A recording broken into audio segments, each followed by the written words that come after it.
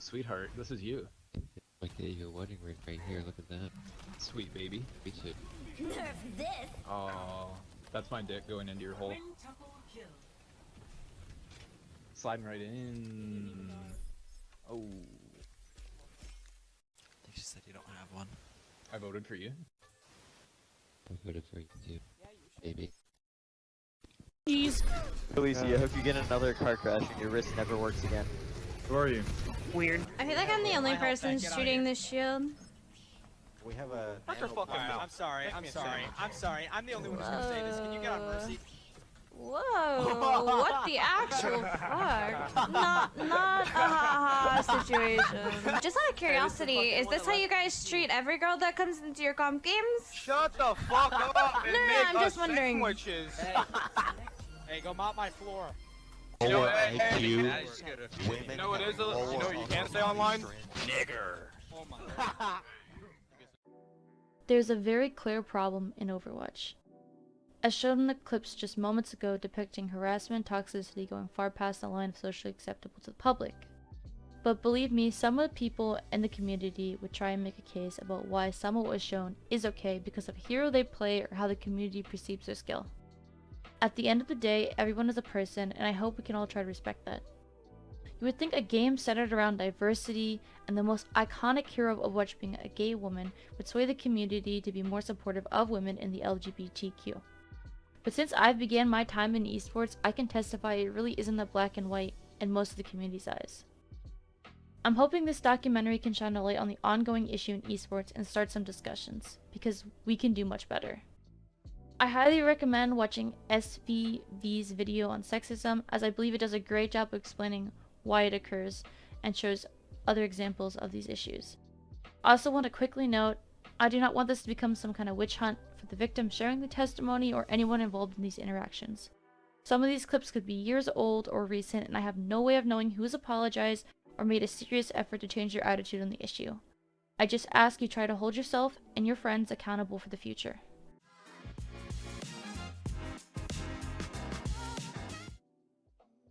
Geguri was the first woman who made it into Overwatch League, and by no means was it an easy journey for her. Around just the age of 17, she was known for her Zarya on ladder, playing over 400 games a season and maintaining an 80% win rate. She tore up the competition in the Nexus Cup qualifier. Her team was taking out other top Korean teams.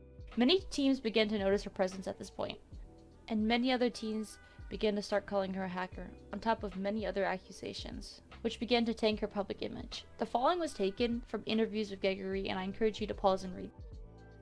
She constantly faced threats and insults about her appearance and her existence. Many people thought it was some kind of stunt to gain PR because of their bias against women in the gaming space. People thought she had to be boosted, maybe her boyfriend was playing for her, or she was cheating because she was a woman. Other pro players even bet they would quit their careers if she turned out to not be hacking, which they ended up doing when she was proven innocent. On top of this harassment, she went on to give death threats from other pro players. One such member said, "I may visit Geguri's house with a knife in my hand. I am not joking." She was later cleared by Korean Blizzard, but she was still forced to prove she wasn't hacking live. She streamed herself with her screen in view to put the rumors to rest. She was clearly shaken up by the experience and even felt threatened enough to wear a mask the entire live stream to hide her identity.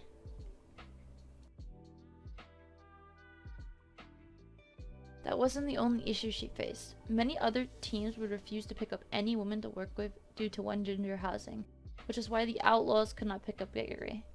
In another interview before her first game, she stated she was going to play every game like it was her last, knowing the backlash would be intense if she couldn't perform to everyone's standards. She also spoke about how she didn't want to be known as the first female player. She wanted to be known for who she was, not what she was.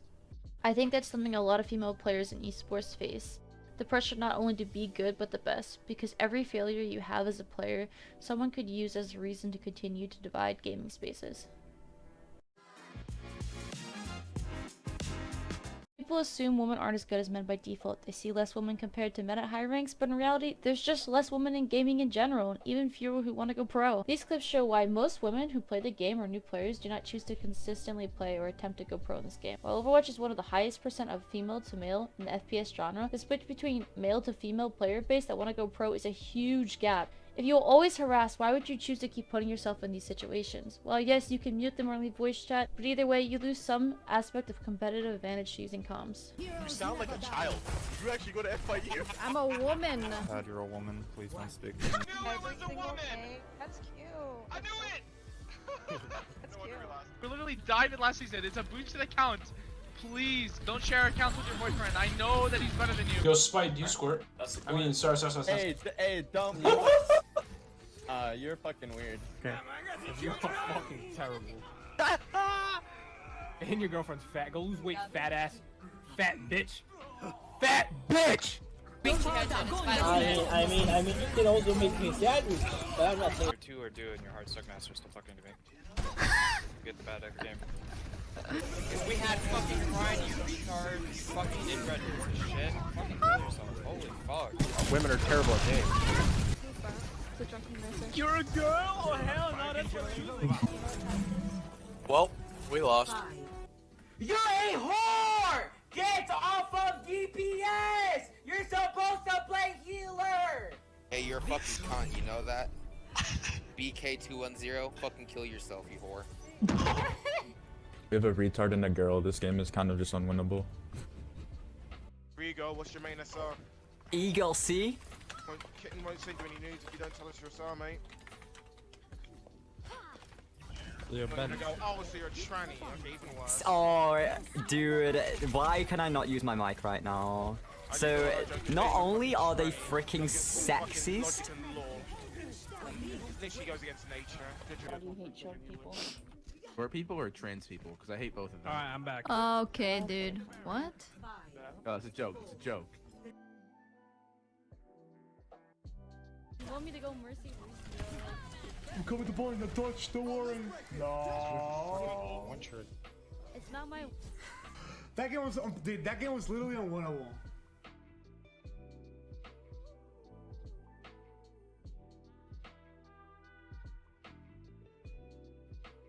Can't do more with the retard Baptiste.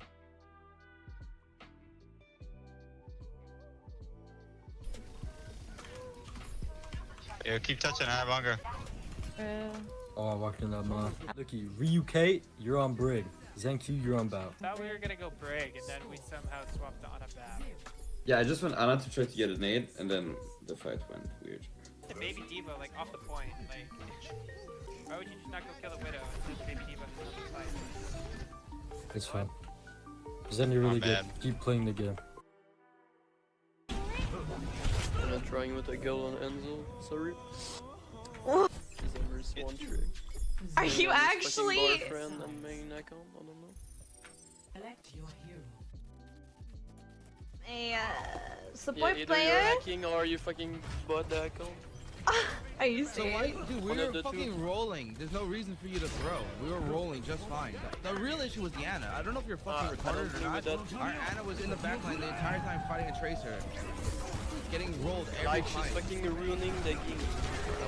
She's a girl? Where are you from? Fucking Afghanistan, dude? Don't want that gun. I got 2. Oh, I actually got 3 because I got Hanzo. I'm not cheating. Hello? Okay, no way you can get this rank on DPS. Are you serious? Pull the fucking stick out of your ass if you think girls can't move a mouse just as well as men. Fact. The fact. Dude, one boosted bitch is just sexist. Shut the fuck up. Statistically proven, women are fucking worthless. Literally, they're good for one thing, breeding purposes. Oh, breeding statistically. Breeding purposes. That's why more taking women care go of to my college. children, That's and why That's more why, women okay, finish go to college to and do they what? get better To do jobs. great. Congratulations, nice.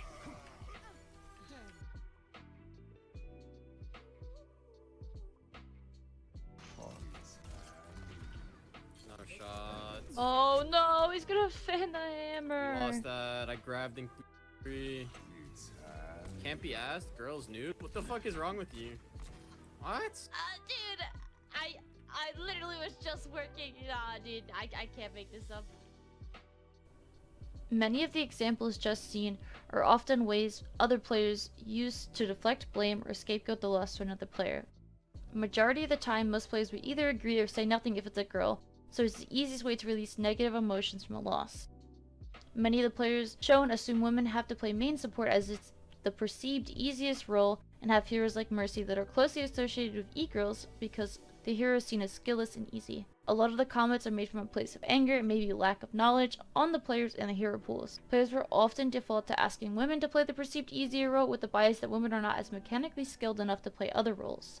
Women will often try to hide the fact they are women to receive less targeting and harassment while they game. Around 80% of surveyed women said they felt empowered playing FPS, which points out how they feel they accomplished something just by existing in these spaces. I'm going to now include all the screenshots that were sent to me from Ladder before switching it up and talking about more serious issues that are worse than just rude comments. Most of the worst things said are randoms on Ladder and will not face any punishment. However, pro players have made bad comments in the past, many of which have apologized in order to try to save their careers. But how many of these players would have apologized without their jobs on the line? This brings up a big issue of how the competitive scene is socially. Many of the players are looked up to, and if they carry out behaviors that are seen as negative to women and LGBTQ, others will continue to follow suit. An example of this is from the org Second Wind, which one of their players went on to state, "Women should not be in my top rated games," which he later apologized for, but the damage was already done. Shortly after, an Outlaw general manager made a statement saying, "I'm realizing the female player base might have a significantly higher skill rating if they didn't have to deal with morons throwing their games just for existing."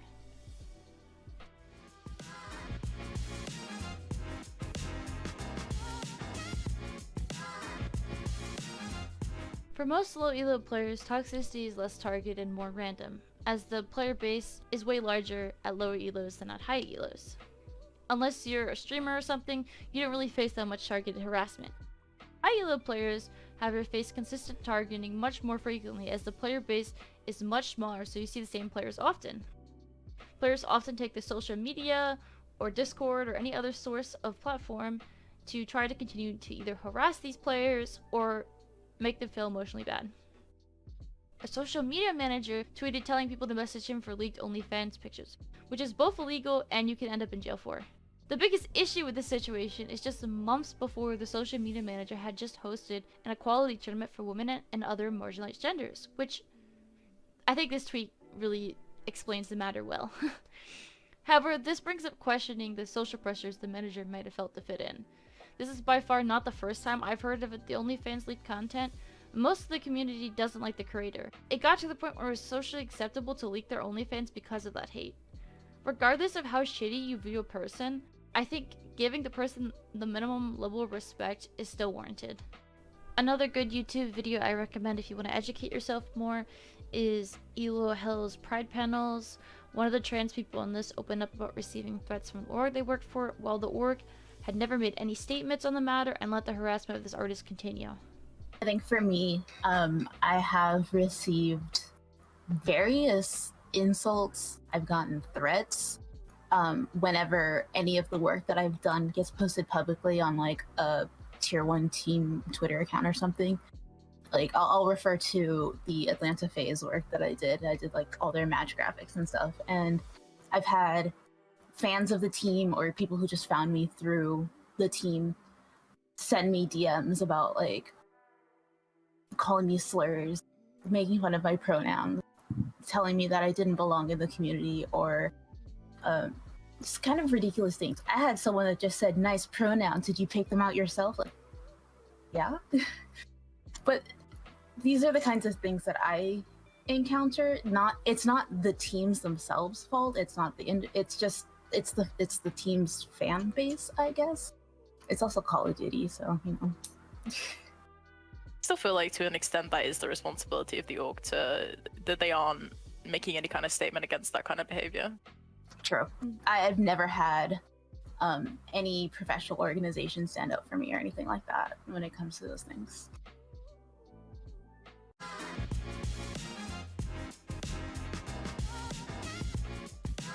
Int Lists are usually Discord servers where a group of friends make a list of players they don't like, either for their personality, sexuality, gender, or their perceived level of skill. The list is then used to stalk streamers or other players to throw their games. This is done by sitting in spawn, jumping off the map, or not using their ults correctly on purpose. The main goal of inting someone's game is to make it so that they're at a heavy disadvantage, and 90% of the time the individual being targeted will lose. Sometimes servers will pay people to throw, other times people just do it because they feel like it. All the examples shown are just from one individual who is being targeted. One of the biggest reasons for the creation of these int lists is to keep players whom the creator of the list feels doesn't deserve high elo, regardless if the player is solo queued and earned the SR respectfully. Many of the players will try to keep women and other marginalized genders, as they seem to feel those players don't deserve to be in the same gaming space as them. After seeing the amount of games you just saw thrown for one targeted person, do you think you'd want to continue playing this game? A female contenders player who is overall well liked had her games ended because she was close to getting rank 1. People really did not want to see a woman on top, but eventually she got rank 1 anyways.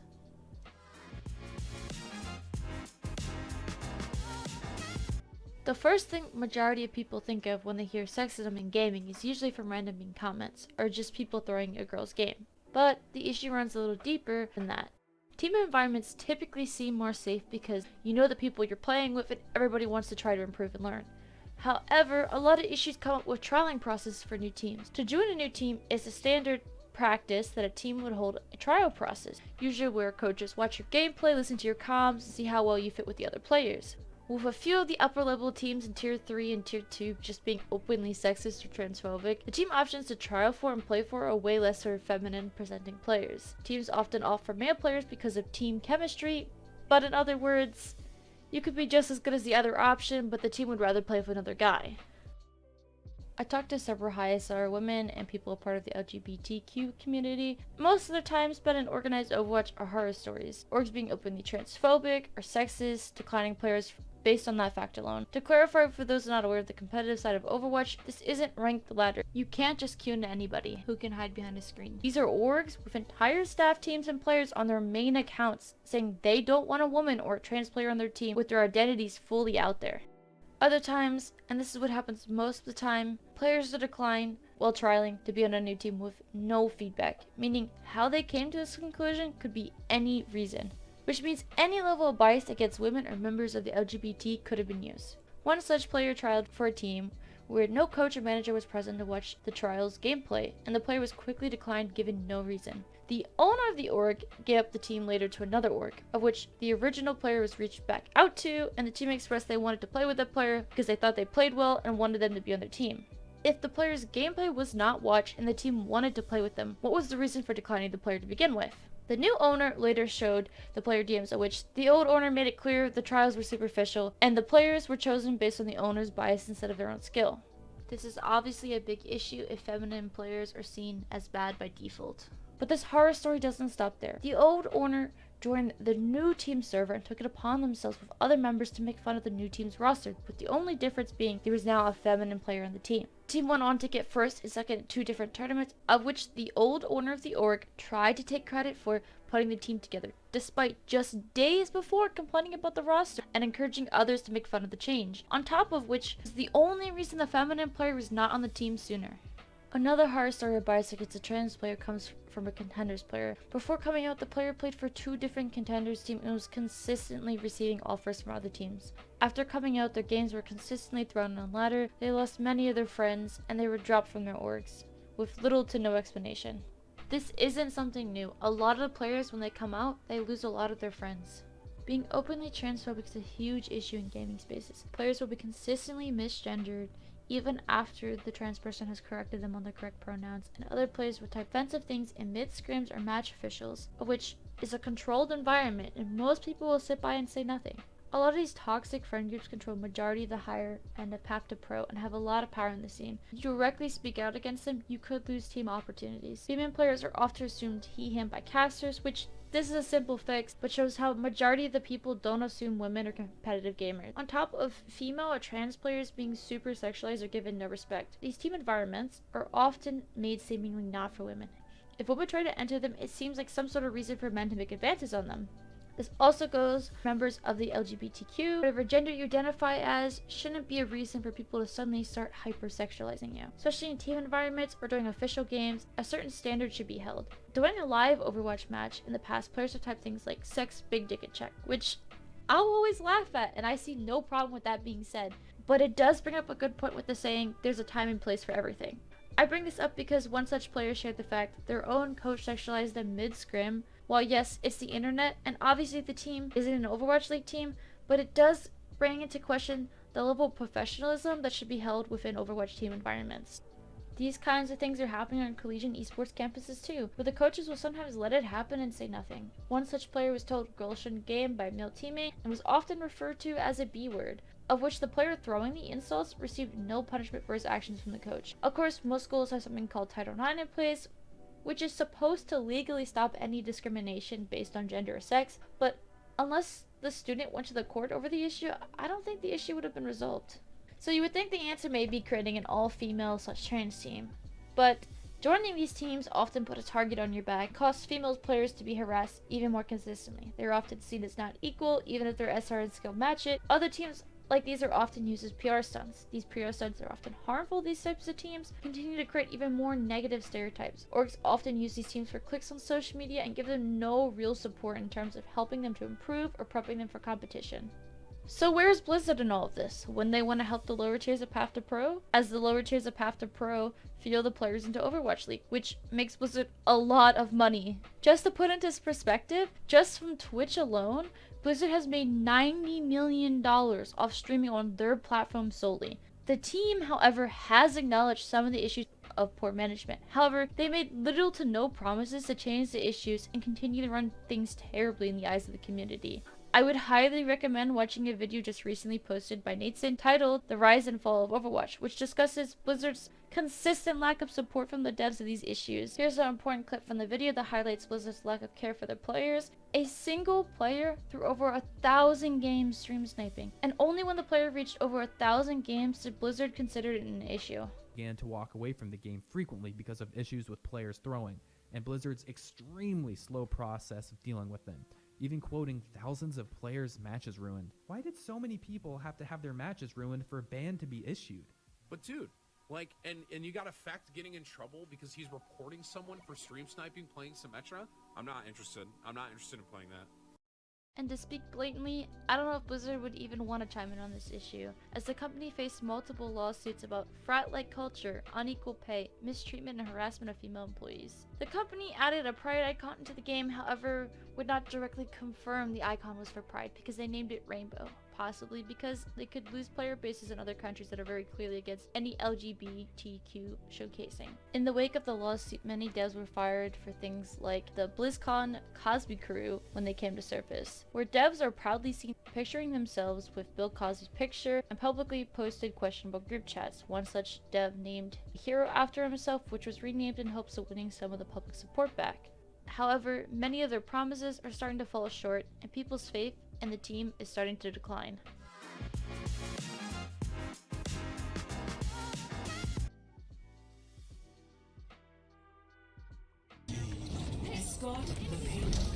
Junker. They have junk cash. Sorry, Joseph. Your voice is so bad. Tranny alert, tranny alert, tranny alert, tranny alert. Find it. Trying to help out bit here.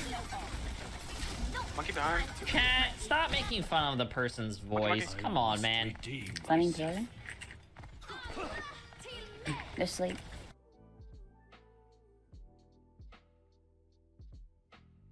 I'm even more confused about our ball now. What was that? What happened? The voice. I don't know if it's a dude or a girl. What just happened to my ears? What just happened? I thought I was already confused, and now I have no idea. Support on this account is 2.9. You're fine. No, but like, no, I don't care, but it's just impossible to get a 2.9 on this account right now.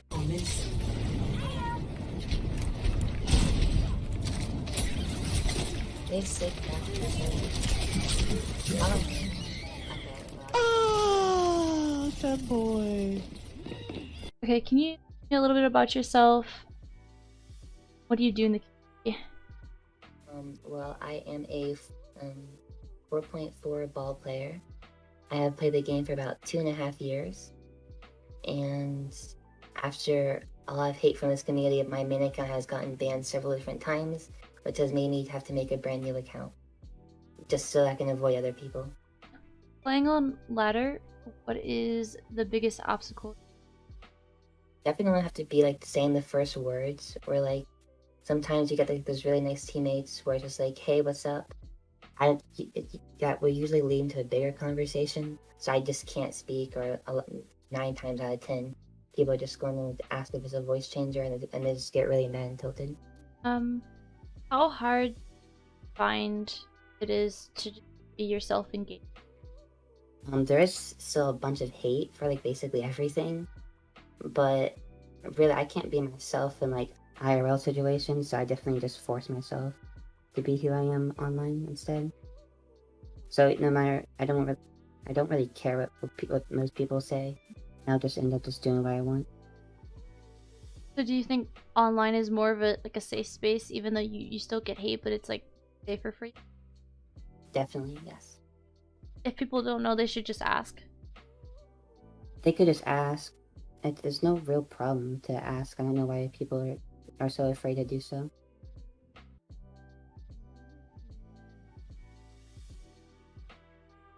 Coming into Overwatch, what was your biggest struggle? Okay, I thought about this one a lot. So I feel like every game I've ever played has, with like an active player base, has like always been very sexist. But for me personally, it wasn't very mentally taxing. I know for a lot of people it is, but for me, like, the small stuff didn't really get to me. But the hard part for me was like having to overcome obstacles like in my own head, I guess. So like as a female in the gaming community, I feel like you forever have to prove yourself. But it was hard for me to like realize in my head that you can never prove yourself. Like no matter what achievements you achieve, no matter how much you prove yourself or whatever you actually like accomplish, it really just will never be enough. I mean, like, the best example is Aspen. Like, she is a monster. She's crazy at the game. She's worked her ass off. She's grinded for years, and she's really proved herself. Like, she hit 4-7. She did it while people were throwing her games, but literally just because of her gender, it'll still just never be enough. Like, you know, people will call her boosted. People will say the game's dead because a girl can get rank 1. Like, so I guess, like, I don't know, that's the hardest part for me, is having to accept the fact that even if I do prove myself, it just won't be enough, I guess. When defending yourself from sexist remarks, how often do others defend? Okay, first thing I just want to say, because, you know, a lot of people want to assume things, I am fully capable of defending myself. Anybody is. Anyone can stand up for themselves. You know, some people don't want to, some people really want to, but I'll get that out of the way. I can defend myself, but it really fucking sucks whenever, you know, like, this one person is saying something to you the whole game, and everybody just sits there and watches. Like, to be honestly, like, I think someone who just sits there and watches and doesn't care is worse than the actual person doing it. But I don't know, it's very odd to me, because I can't imagine seeing someone in that situation and just not, like, backing them up or standing up for them. The majority of the time, the first response I get is just don't listen to them. But no one actually stands up for anything, you know? Like, they're just like, oh, just ignore them, just don't listen to them. Almost like they're trying to calm you down and get you to shut up. Exactly. That's literally what it feels like. It just feels like I'm being told to just sit there and shut up, because, you know, if I stand up for myself, or I talk back, or I do the same thing to them, I'm in the wrong. They're like literally the one doing it. What's really like annoying to me, I guess, about it is it's so frustrating that you can't just stand up for yourself. Someone like, you know, like a respected male has to stand up for you for them to shut up. And it's like, why can't I just, like, you know, play the game and like have them not do that, rather than having to have like someone make me feel protected, I guess. Like, I hate that feeling. Like, I hate feeling like I have to depend on someone else. How often Do you feel like you are sexualized by friends or or in team environments? For me, the biggest issue I have with it is, you know, I'll get basic like weird things from people in game. You know, like I had a guy I was doing with Braze one time on off rolls, and we were like having a lot of fun. And like the mood just got killed because this guy, like I said, I was like, oh help me, help me, help me, and he's like, why is our sig moaning or whatever? And then the whole game he's just doing that, and he's like asking me like weird questions. But it really sucks for me, at least. Like I'll meet someone who I think is really cool, or someone I think is gonna be like a really cool like person to have as a friend, or you know, play with or duo with or something like that. And it almost feels like they're warming, like trying to get me to warm up to them. Like, you know, like they'll be chill the first few days, and then instantly something just changes, and then they're like, you know, asking the weird things. Or I've had a lot of times where like, wait, can you blur names out, or like? Yeah. I was doing with him, and he seemed really cool, and we were having fun. And then I went into my friend messaged me, I guess, because he streams and he's pretty well known, and he sent me screenshots of what he said in like his Twitch chat, and he was like, oh, I need to get her to 4,500 before she finds a new e-boy or whatever, and like saying weird shit about like stuff he wants to do to me. And it's like On stream? Yeah, in his streams chat. Yeah. And they're not friends or anything like that. Like they just know of each other. So it's kind of odd to just say that in someone's chat, especially when there's a lot of people. But yeah, like he said that, and like they sent me screenshots or whatever. But it's like so odd because it like luckily I like find out about it. But like you never, I guess, realize what someone can be like saying to other people when you're not around about you in those types of ways. Mm-hmm. And I think the other like worst thing about it is I have had a lot of times where like a person I've been like decently long-term friends with, like I remember there's a pretty good example of someone. I was on a freshie, and there was this guy on my team who like I've been friends with for like months, like, you know, maybe like 8 months or something. And I really liked them, and we had a lot of fun in game, and like we're chill and we always talk. And they don't know it's me on a freshie, and I like talked or whatever, and they instantly just started saying weird shit to me. And it's so odd because it's like I like felt like I had secondhand embarrassment, because it's like I know you would never say this stuff to me because I guess you like have the mutual respect or whatever. But it's sad to see what someone will say if they like don't respect a girl, I guess. 'Cause like you think they're a really good guy, and then they just like say that shit. yeah, it's like if they know nothing about you and the only thing they know is that you're a girl, they immediately disrespect you. So it's Yeah, like pretty much. weird. It's like a default. It's very odd. Like recently, it was an example. There was this guy who, first off, I just turned 18 today, but I was like, it's been going on for like a year pretty much. So I think I was like 16 when I met him, and he's like 26, and it's very, you know, I'm a kid. Like he knows I'm a kid. And he would always say like this weird shit. Like it wasn't like, you know, too over the line to say something, but it was very like, you know, kind of like, I hate the word simp, but like kind of simping behavior. Like it was very much like, oh, I'm your biggest fan, like all that type of shit. And recently, like I disagreed with him on something, but I felt like what he said was really wrong. So I just was like, why would you like say that or whatever? And it was like pretty much like the best example of like, you know, like someone's like all over you, and then as soon as you like reject them, they're like, oh, you're a stupid whore, like you're ugly, I didn't want you anyways. Like that's Yeah. exactly what it felt like. He got like 5 people to just gang up on me and like say super fuck shit. And he's a streamer, and he was like calling me like ugly and like saying all this like really mean stuff. And it's hurt worse, I guess, because like he was duoed with 2 girls. Like there were 2 girls on support, and they were saying the same things, and they were like, oh, your attitude's ugly and blah blah blah. And it's like it hurts worse when like a girl teams up on you, I guess. Because it's like, you know, I feel like I would have your back if someone was like saying this stuff about you, and it's like, I don't know. But I was gonna go to the VOD and try and clip it, but he deleted. That was the one VOD he's like ever deleted. So Love that. pretty cool. Yeah, love that. Super nice guy. 10 out of 10.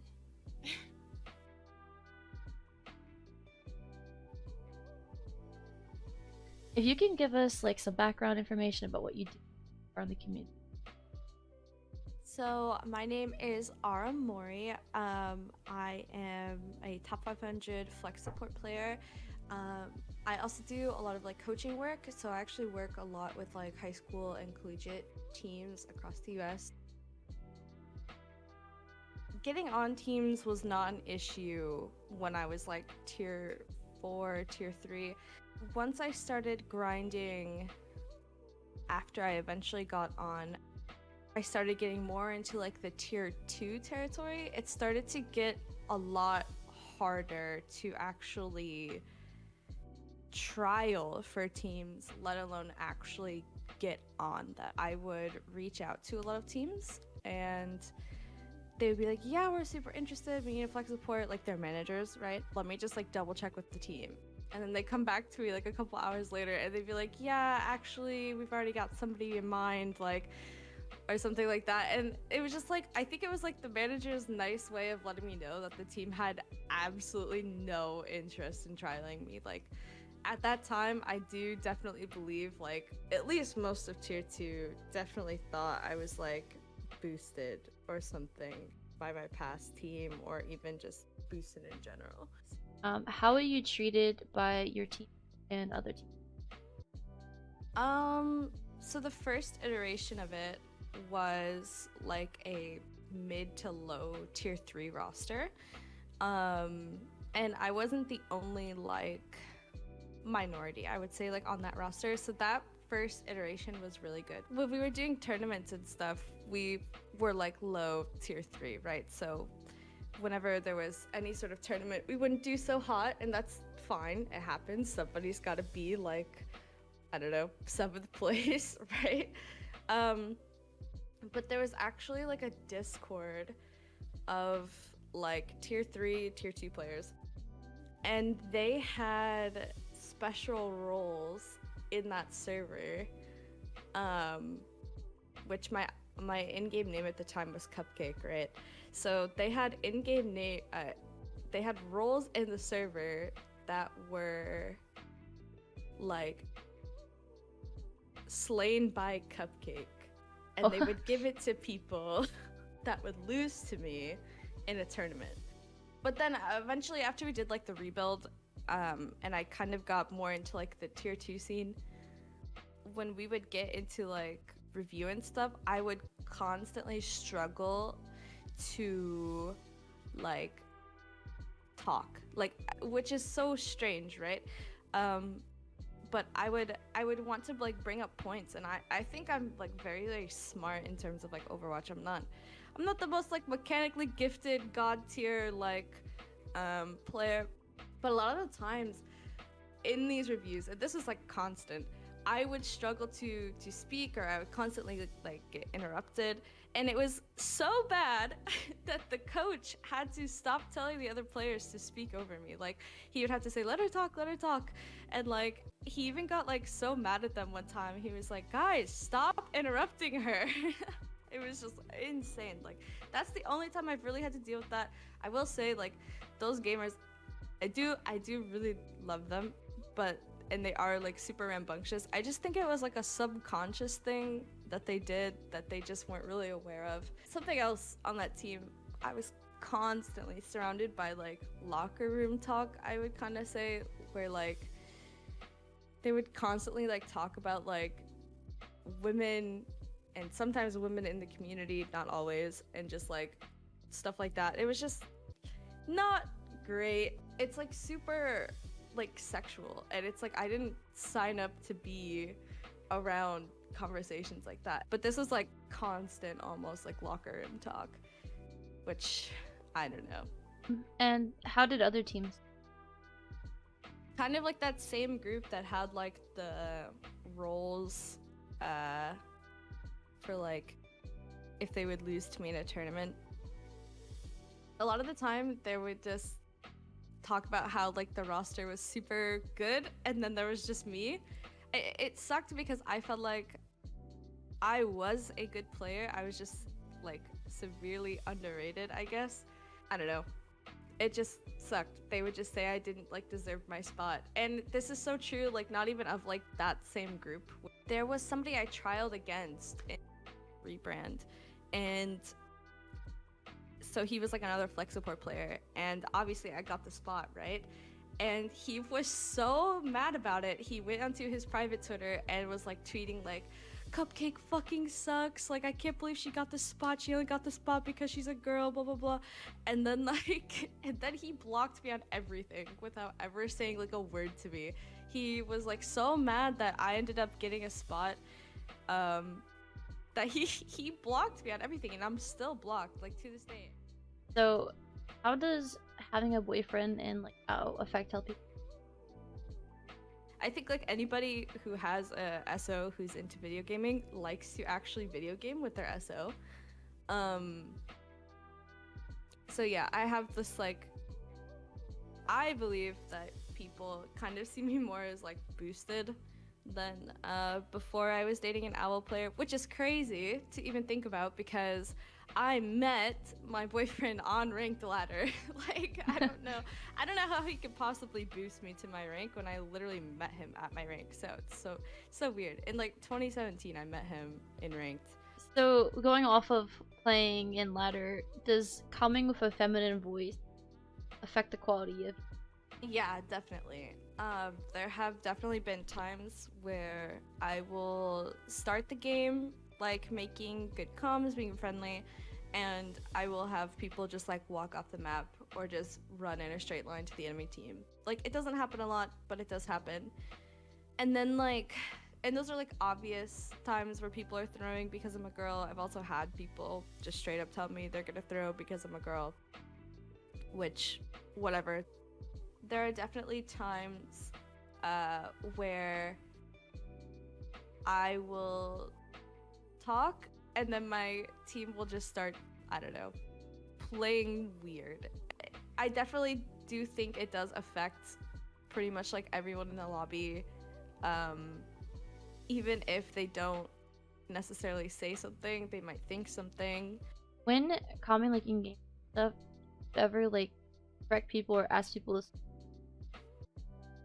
Yes, I've honestly talked to like my boyfriend, and he's like, I don't think you can say stuff like that. And it's not because it's anything different from like, you know, what guys would say to each other. It's just a lot of times people in ranked do not want to be corrected by somebody that they think is worse than them.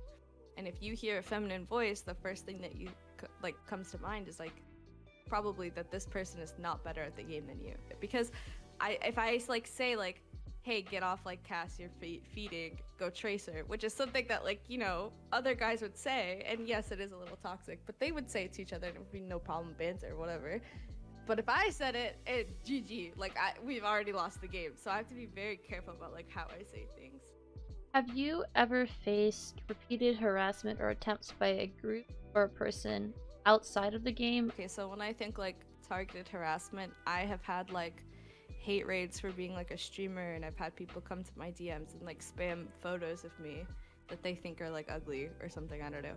I did a documentary before where they, it was a Vice documentary, recorded me like doing my makeup like in the mirror, and I have had I probably had to ban around 50 accounts from like spamming my DMs with the picture of me from that because they think I'm like fat or something, I don't know. Yeah, and then I've also had like that same group of people, and I know it's them because they kept posting the picture as well, but they hate rated my Discord with like 5,000 bots. So that was a fun day. Do you think there is, I guess, a quote-unquote like toxic control cases? I do very much believe that the tier 2 atmosphere right now is very much like an in-group, right? It's very much like the same group of guys that kind of keep playing on like teams together and you know, hang out with each other or whatever. And I do believe that they are pretty toxic. If you're not friends with them, it's very hard to get through for any player. And then like if you're a minority, it gives them something like to pick on. I have like screenshots of them being transphobic as well, so hold on. They just like posted my selfie randomly like in their chat, like okay. But yeah, I definitely believe it's really hard to break into the quote unquote like in group of tier 2. Really difficult. There was a person who was kind of like in this tier 2 in group. He's not anymore, but when Aspen was trying to get rank 1, he would constantly Q snipe her, stream snipe her, get into her game, and like throw if he got on her team, or if he was on the enemy team, like try really, really hard. And he was constantly like bragging about, like on his private Twitter, like bragging about keeping her from being ranked 1 and like celebrating it with everybody that he had on his private Twitter. And on his private Twitter was like this like whole like tier 2 like in group. It definitely is a lot of like, if people like you. God, like 2 days ago, I was trialing for a team and no like bad blood with them or anything, whatever. But the reason I was like not picked over some other guy, they said not gameplay issue, nothing, like we would absolutely love to have you like as a sub or something. No, I'm not interested. But they were like, the only reason we went with this guy over you is because he's more of like a trolly person and we're better friends with him. They straight up like told me that and I was like, okay, like but yes, connections are everything. But the issue for us is this is a male dominated space and it's a lot harder for us to make those connections. So it's actually something that's kind of been on my mind like recently. I definitely feel like people who are not super overtly feminine can kind of like skate by a little bit easier. I know like SVB in his like sexism in gaming video kind of talked about the problem with sexism in gaming is being feminine or being anything perceived close to feminine. The problem isn't necessarily like being a woman, it's being anything that's close to like feminine or femininity in itself. So I feel like the women who kind of like choose to gravitate more towards like, I guess like not really showcasing their femininity and not a lot, have a lot easier time getting into these spaces and getting along with like more masculine-esque people. So what's the takeaway from this video? The only thing holding back women are sexist losers? No!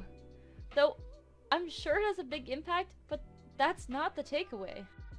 Let me explain. Everyone online faces toxicity. Every single person. But for most men, it's based on their gameplay or personality. Women are attacked just for existing. Esports is a lifestyle and the best gamers out there started at a young age and have years of experience than most female gamers. Remember when I mentioned Geguri? Well, she started playing when she was just 5 years old. I want you to hear a story. My older brother was around 9 years old when he got his first gaming device, which was the DS. I didn't get one till I was around 12 years old. My dad would constantly tell me that gaming wasn't meant for me, and I only eventually received one because I was so persistent about it. I remember spending December going Christmas shopping with my grandma, who when I pointed out I wanted Pokemon cards or Bakugan as a kid, she would redirect me to the Barbie doll aisle. I had a laptop which my stepmom would consistently break because I wasn't doing things that my brothers never got yelled at to do. I had good grades, I always did my chores, and I finished my homework before I started gaming. My little brother, who's 12 years old now, has his own gaming PC, who is failing his classes and doesn't have any chores, yet he never once has been told, you shouldn't game as much. Back to the main point. While most women don't start gaming till much later in life compared to men, and the data heavily supports this, women are way more reliant on another person to get introduced to gaming compared to men, which explains why they start later in life. People seem to think when you point out all this harassment that only certain groups that include you face, it's because you want to use it as a crutch or blame all your failures on it. But I don't want that. Obviously I'm a woman and I have a biased point of view about this topic, but I don't think the only reason I don't win is because someone rigged the system. And I don't think the only thing holding women back from going professional is men. The job is incredibly hard and only a small percentage can make it. And since there's already so few women to begin with, statistically it just doesn't make any sense. But the biggest thing, and I think this is what people miss the most when they discuss these topics, is that it is increasingly harder for the average woman to go pro than the average man. I'm not saying we should make women who aren't at that level yet into pro. I'm saying we should try to make it so these extra hurdles do not exist. Women start gaming later in life than men, and in my case, it wasn't because I wasn't interested. I worked for and paid for every part of my gaming PC, and I didn't have a good enough PC to consistently play Overwatch till I was 18 because of how society views gaming as a male thing, and that's what my grandfather told my dad. Once women do enter the scene, they're consistently discouraged and discriminated against.